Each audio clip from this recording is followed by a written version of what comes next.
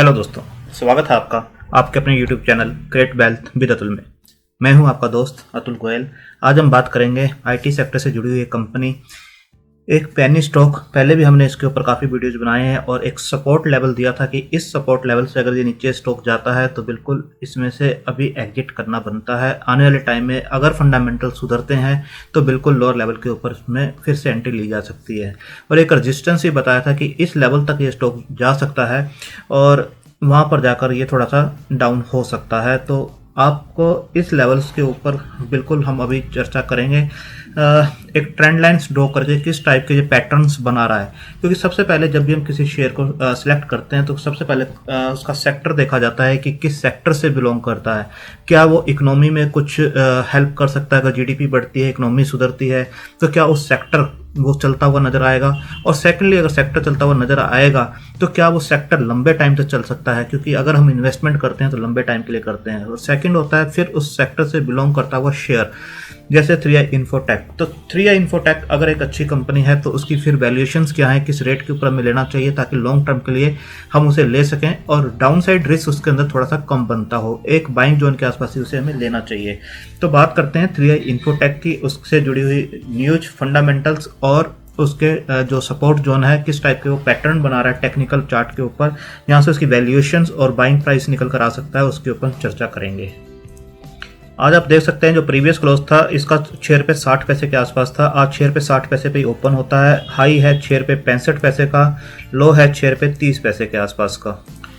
और 52 week high देखेंगे तो 9 रुपये 30 पैसे का है इसका, और लो देखेंगे तो 1 रुपये 15 पैसे का है। लो से अभी शेयर जो है ऑलमोस्ट 5 गुना से भी ज़्यादा पे काम करता हुआ आपको नज़र आ रहा है। तो आज 6 रुपये 30 पैसे पे बंद चल रहा है अभी 4.55% नीचे के सर्किट में। और 5 डेज का अगर आप देखेंगे तो एक रेंज के अंदर स्टॉक चल रहा था। यहाँ पर जरूर 6 रुपये तक ये स्टॉक जो है डिप किया था। उसके बाद देख सकते हैं कल का सेशन 23 तारीख को 6 रुपये 60 पैसे और आज जो है 6 रुपये 30 पैसे के आसपास होता हुआ बंद नजर आ रहा है। तो एक रेंज के अंदर स्टॉक जो है काफ़ी टाइम से चल रहा है। और 1 मंथ का भी देखेंगे तो आप देखिए एक रेंज के अंदर ही चल रहा है, 2 दिन ऊपर जाता है, तीसरे दिन नीचे। तो इस टाइप से इसकी रेंज बनी हुई है। अगर आज हम देखें ये लोअर सर्किट में जरूर है, जबकि निफ्टी जो है आप देख सकते हैं कि 24 फरवरी 0.77% के आसपास की तेजी के साथ है, 14,820 के आसपास ये भी काम कर रहा है। इसके बाद देखेंगे ये तो 0.77% की तेजी के साथ है, बट जो आईटी सेक्टर है, आईटी इंडेक्स है निफ्टी का, वो देखेंगे 24,729 0.32% के आसपास की गिरावट के साथ है। इसलिए भी आप देख सकते हैं यहाँ पे थोड़ा सा प्रेशर आईटी सेक्टर्स के ऊपर बनता हुआ नजर आ रहा है। 6 रुपये 30 पैसे 4.55% की गिरावट के साथ ये चल रहा है। इसके बाद अगर देखें किस टाइप से इसके अंदर जो अभी काम हो रहा है, आप देख सकते हैं 71,58,000 के आसपास अभी भी इसके अंदर पेंडिंग ऑफर्स लगे हुए हैं और 1,34,16,000 के आसपास इसके अंदर वॉल्यूम ट्रेड हो चुका है। और 6 रुपये 31 पैसे का इसके अंदर एवरेज वॉल्यूम निकल कर आता है और 6 रुपये 30 पैसे के आसपास ये अभी चल रहा है। यानी कि 6 रुपये 31 पैसे यहाँ पर काफ़ी बिकवाली होते हुए 6 रुपये 31 पैसे के आसपास नजर आई है। 1,34,00,000 का वॉल्यूम इसके अंदर हो चुका है और आप देखेंगे कि जो 72 लाख के आसपास अभी भी इसके अंदर पेंडिंग्स हैं। तो आप देख सकते हैं 6 रुपये 30 पैसे के आसपास ही 44 लाख के आसपास पेंडिंग में है। इसके बाद देखेंगे जो कंपनी है 1,067 करोड़ के आसपास की ये कंपनी है। इसके बाद हम टेक्निकल्स की बात करेंगे। पहले थोड़ा सा फंडामेंटल ब्रीफ जरूर देखेंगे कि आने वाले टाइम में क्या इसके ऊपर इम्पैक्ट हो सकता है। डेट 801 करोड़ का है, डेट टू इक्विटी रेशियो 1.92 का है, फेस वैल्यू 10 की है, जबकि ये डिविडेंड पे नहीं करते हैं, 0 है। 2.58 की बुक वैल्यू है। अगर बुक वैल्यू से देखेंगे तो स्टॉक जो है 2.5 जो है प्राइस टू बुक वैल्यू इसकी निकल कर आती है।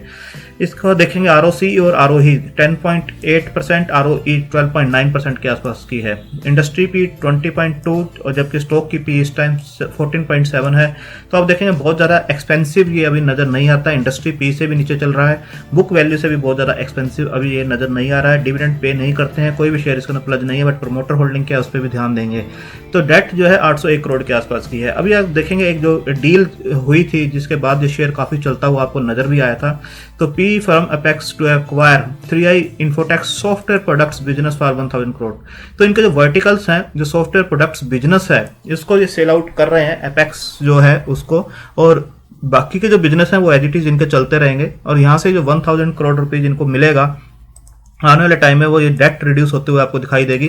जैसे आप नीचे देख सकते हैं कि यहाँ पर भी इन्होंने दिखाया है कि जो ये बिजनेस है Following the transaction, 3i Infotech will continue to pursue strategic growth initiative in the IT businesses, supported by a stronger balance sheet.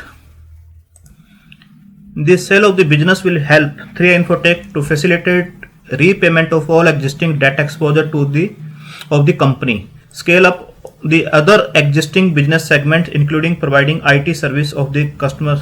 अब देख सकते हैं तो बैलेंस शीट को काफ़ी स्ट्रेंथ मिलेगी। 1000 करोड़ की डील है, 800 करोड़ के आसपास का डेट है जो कि कंपनी बता रही है वो पे कर देंगे, तो डेट टू इक्विटी रेशियो जो है काफ़ी डाउन आती हुई नजर आएगी इनकी। तो आप देख सकते हैं यहाँ पर जो ये पैसा है उससे रीपेमेंट होगी all existing debt exposure of the company.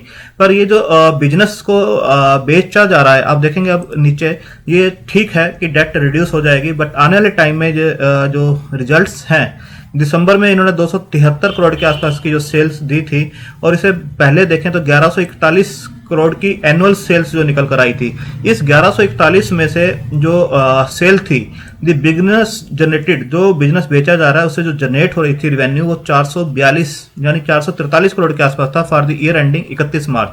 अगर इसमें से आप देखेंगे 1141 में से जो प्रोडक्ट बिजनेस था उसका जो हिस्सा था वो 38.81% था। तो आप देख सकते हैं 443 करोड़ रेवेन्यू जो था सिर्फ इसी प्रोडक्ट बिजनेस से आता था जिसको बेचा जा रहा है, और 38.81% उसका टोटल रेवेन्यू का बनता है। तो net worth of the product division was 323 crore as of 31 March 2020। तो कहने का मतलब यह है कि आने वाले टाइम में यहाँ पर जो है आपको जो है रिवेन्यूज कम होते हुए दिखाई दे सकते हैं, क्योंकि कंपनी जो है जो एक प्रोडक्ट डिवीजन है उसको पूरा सेल आउट कर रही है, तो उसके जो रिवेन्यूज हैं वो यहाँ से जाते हुए नजर आएंगे, उससे जो प्रॉफिट्स आते थे वो भी जाते हुए दिखाई देंगे। 38% के आसपास का उसका टोटल पार्ट बनता है, 38.81। तो आप देख सकते हैं कुछ ना कुछ आने वाले टाइम में इसका इम्पैक्ट आपको यहाँ पर देखने को मिल सकता है। तो वो इम्पैक्ट क्या होगा वो हमें देखना होगा। अगर क्वार्टरली आप देखें तो उसके ऊपर क्या इम्पैक्ट आ सकता है वो देखना होगा। इंटरेस्ट जो है जरूर, अगर कंपनी पे कर देती है 800 करोड़ के आसपास का, तो इंटरेस्ट जरूर रिड्यूस होता हुआ दिखाई देगा, पर जो प्रोडक्ट डिवीजन है उसके जो रिवेन्यूज हैं यहाँ से जाते हुए दिखाई देंगे। ओपीएम परसेंटेज जो उसकी परसेंटेज है वो भी हाई है, वो भी जाती हुई दिखाई देगी, और नेट प्रॉफिट जो है वो आपको यहाँ से कम होते हुए दिखाई दे सकते हैं। बट इंटरेस्ट कम होगा तो हो सकता है कि यहाँ पर आपको प्रॉफिट्स जो है ठीक ठाक होते हुए नजर आए, और जो कंपनी जो है दूसरी जो इनके जियोग्राफिक्स हैं या सेक्टर्स हैं, जो डिवीजन्स हैं, उनके ऊपर पैसा स्पेंड करे और उसको आगे बढ़ाती हुई नजर आए।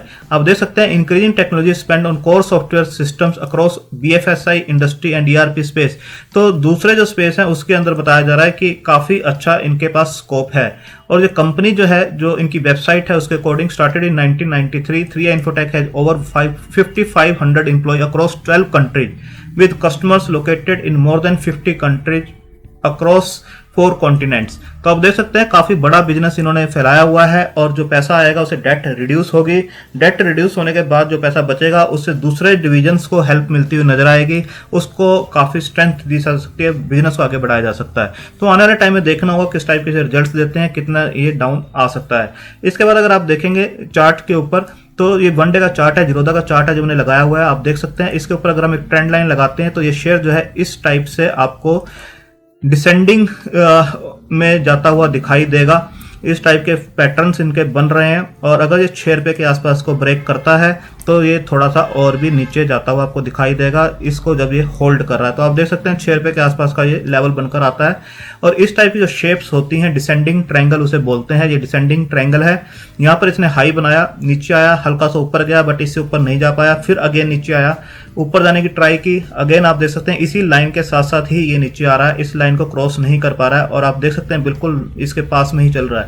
अगर ये यहाँ पर कुछ भी ब्रेकआउट देता है नीचे का, क्योंकि ऊपर प्रेशर आता है, जब भी ये ऊपर जाता है ऊपर से प्रेशर एक फील करता है और नीचे आता है, और अगर इस लाइन को ब्रेक करता है तो ये नीचे जाता हुआ आपको दिखाई दे सकता है, और 5 रुपये 20 पैसे को भी ये टच कर सकता है नीचे के लेवल्स के ऊपर। तो आप देख सकते हैं पहले जो इसने लो बनाया था, जब ये नीचे आया था तो लो देखिए आपने जो इसने बनाया था, सबसे पहले यहाँ पर लो देखिए 7 रुपये 75 पैसे का बनाया था यहाँ पर। उसके बाद इस शेयर ऊपर गया, अगेन नीचे आया कंटिन्यू, और यहाँ पर लो देखिए 6 रुपये 40 पैसे का था, यहाँ पर 6 रुपये 35 पैसे का लो बना है, यहाँ पर लो जो है 6 रुपये 25 पैसे का बना है, यहाँ पर 2 कैंडल्स जो है 6 रुपये का लो बना रही हैं। तो एक डिसेंडिंग ट्रायंगल में चलता हुआ आपको नजर आ रहा है। डिसेंडिंग ट्रायंगल जो होते हैं विरिश, अगर डिसेंडिंग ट्रायंगल को आप देखेंगे तो इस टाइप की शेप्स जो है आपको निकल कर आएंगी। देखिए इस टाइप की जो शेप्स होती हैं, या इस टाइप का कुछ भी आप लगा लीजिए जिसके अंदर जो हाइज है वो कम होते चले जाते हैं और एक बेस बना होता है। अगर उसको ये ब्रेक करता है तो बिल्कुल जो स्टॉक है नीचे आता हुआ आपको नजर आ सकता है। अगर उसे ब्रेक करता है, आप इसे भी देख सकते हैं, इसे देख सकते हैं।